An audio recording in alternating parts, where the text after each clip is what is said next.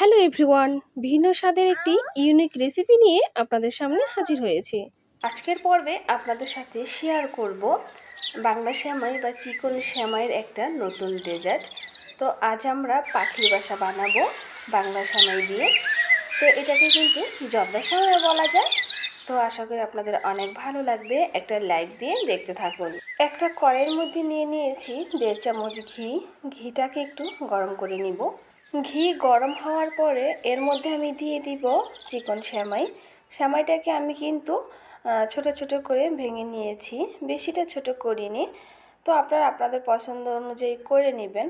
তো এখন আমি সেমাইটা কিন্তু উল্টে পাল্টে ভেজে নিচ্ছি। তো ভাজা হয়ে গিয়েছে। এখন আমি দিয়ে দিলাম কনডেন্স মিল্ক, যেটা আমি বানিয়েছিলাম। অবশ্যই কনডেন্স মিল্কই দেওয়ার চেষ্টা করবেন, এতে কিন্তু আপনার পাখির বাসাটা খুব সুন্দর হবে, খুব তাড়াতাড়ি জমাট বেঁধে যাবে। তো আমার সেমাইটা কিন্তু হয়ে গিয়েছে, দেখুন তো কতটা সুন্দর হয়েছে, ভাজা ভাজা হয়ে গিয়েছে। এখন আমি এটা নামিয়ে রাখবো। তো পাখির বাসাটা বানানোর জন্য আমি 2টা ছোট ছোট পেলা নিয়েছি। আপনারা চাইলে কাপেও করতে পারেন, তবে আমি পেলায় করব, দেখতে ভীষণ সুন্দর দেখা যাবে। তো আমি 2টা প্লাস্টিক বিছিয়ে নিয়েছি। এখন এর মধ্যে সেমাইগুলো দিয়ে দিব পরিমাণ মতো। তো আজকে যারা আমার ভিডিওতে নতুন, যদি আমার ভিডিওটি আপনাদের ভালো লেগে থাকে তাহলে অবশ্যই লাইক কমেন্ট শেয়ার করে দিবেন, আর সাবস্ক্রাইব করে পাশে থাকবেন। পাশে থাকা বেল আইকনটি অবশ্যই প্রেস করে দিবেন, যাতে আমি ভিডিও ছাড়ার সঙ্গে সঙ্গে নোটিফিকেশন আপনাদের কাছে গিয়ে পৌঁছায়।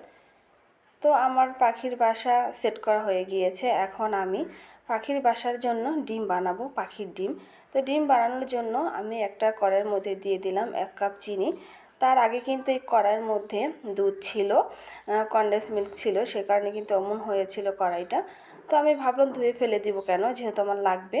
তাই সেই কড়াইতে আমি চিনি দিয়ে তারপরে কিছুটা পানি দিয়ে, দেখুন কেমন করে নিয়েছি। একটু একটু আঠালো আঠালো ভাব হবে, তবে তার হবে না, তার করা যাবে না। এইভাবে কিন্তু করে নেবেন। এরপর এর মধ্যে আমি দিয়ে দিয়েছি আবারও কনডেন্স মিল্ক। আপনারা চাইলে নাও দিতে পারেন, চিনি দিলেই হবে। এরপরে দিয়ে দিলাম 1-1.5 চামচ ঘি। ঘিটা নেড়ে চেড়ে গলিয়ে নিব। এরপরে দিয়ে দিব গুঁড়া দুধ। গুঁড়া দুধ দিয়ে কিন্তু খুব সুন্দর করে অনবরত নেড়ে চেড়ে, পাখির জন্য ডিম বানাতে হবে। পাখির বাসা বানিয়েছি, ডিম না হলে কেমন হবে। তো এখন আমি অল্প অল্প করে গুঁড়া দুধ দিব আর সুন্দর করে নেড়ে চেড়ে নিব। একেবারে বেশি দিতে যাবেন না, কিছুটা দিবেন, নেড়ে চেড়ে আবার দিবেন। এইভাবে করে কিন্তু আপনি সন্দেশটা রেডি করে নেবেন, দুধের সন্দেশ, গুঁড়া দুধের সন্দেশ। তো দেখুন সবগুলো দুধ দেওয়া হয়ে গিয়েছে। এখন আমি খুব ভালোভাবে মিশিয়ে নিচ্ছি। মিশিয়ে নেওয়ার পরে আবার কিছুক্ষণ নেড়ে চেড়ে একটু রান্না করে নিব। হালকা আঁচে কিন্তু রান্না করতে হবে। এরপর যখন এই সন্দেশটা একেবারে ঘন হয়ে যাবে তখন তুলে নেবেন। বেশিটা হার্ড করা যাবে না, তাহলে কিন্তু ঠান্ডা হলে আরও শক্ত হয়ে যাবে। তো দেখুন হয়ে গিয়েছে। আমি কিছুক্ষণ রেস্টে রেখেছি, রাখার পরে কিন্তু এমন হয়ে গিয়েছে। তো এখন আমি পাখির ডিমটা বানিয়ে নিব। এই জন্য একটা লিচি কেটে নিয়েছি, লিচি থেকে আরও ছোট ছোট লিচি করে নিচ্ছি ডিম বানানোর জন্য। তো হাতে অবশ্যই একটু ঘি মেখে নেবেন।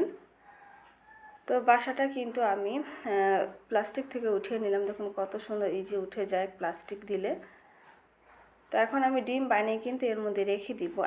এমন একটা ডেজার্ট কিন্তু আমরা রাখতে পারি টেবিলে, খুব সুন্দর দেখা যায়, খেতেও কিন্তু ভীষণ ভালো লাগে। এই জর্দা সেমাইটা নতুন মেহমানদের আপ্যায়ন করতে পারি, অবাক হয়ে যাবে এমন একটা ডেজার্ট দেখে। আমি ডিম বানিয়েছি, আপনারা চাইলে যে কোনো ক্রিম বানিয়েও কিন্তু পাখির বাসায় দিতে পারেন, রাখতে পারেন, সেটাও কিন্তু অন্য স্টাইলের একটা ডেজার্ট হয়ে যাবে। আমি কিন্তু 1 কাপ গুঁড়া দুধের সন্দেশ বানিয়েছি, তবে ডিম বানানোর জন্য আমার অল্প একটু সন্দেশ লেগেছে, বাকিটা দিয়ে কিন্তু আমি অন্য কোনো আইটেম করব। তো আপনারা ভাবতে পারেন যে এতগুলো সন্দেশ বানিয়েছে, তো ডিম তো বানিয়েছে এতটুকু, সেই জন্য বলে দিলাম। তো ফাইনালি আমার পাখির বাসায় রেডি, এই দেখুন কত সুন্দর হয়েছে। তো এই গায়ে হলুদের ডালায় রাখতে পারি এই সুন্দর ডেজার্টটি, এবং নতুন মেহমান আপ্যায়নে কিন্তু আমরা এই সুন্দর ডেজার্টটি কিন্তু ব্যবহার করতে পারি।